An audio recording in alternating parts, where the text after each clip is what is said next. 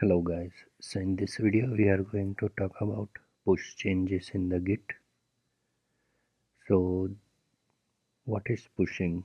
So it is send your update to your Git repo, and once you make any changes in your Git repo, you have to push it to the server.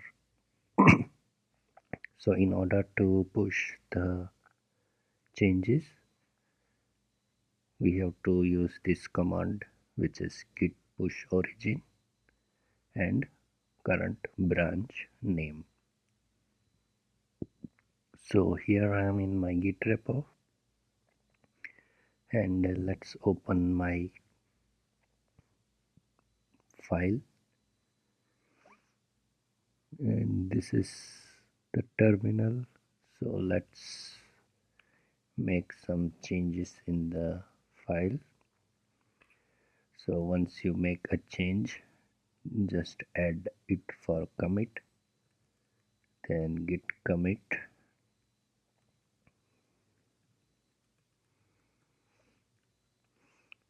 So in my previous video I showed you how to write commit message. If you are new to this video, I would suggest to start watching videos from the first in the playlist. Otherwise, keep watching this video. So once you write your commit message, then you have to push your changes. Sorry.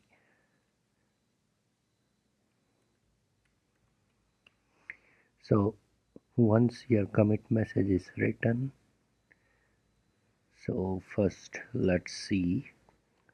This is my Git repo. So if I refresh this and open the test.php, we still see this till only BuntyWP 5, but we just added one line which is BuntyWP 6, which is not available there.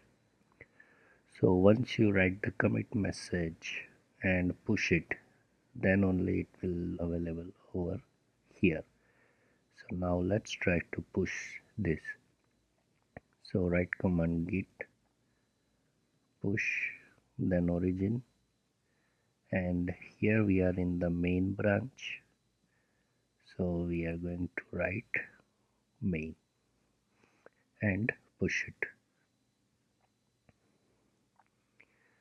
So once you are done with pushing, let's refresh this page, and now our change is appearing over here. Let's try to check the commit message, and as you can see, the new line added commit message is appearing. Let's see what happens.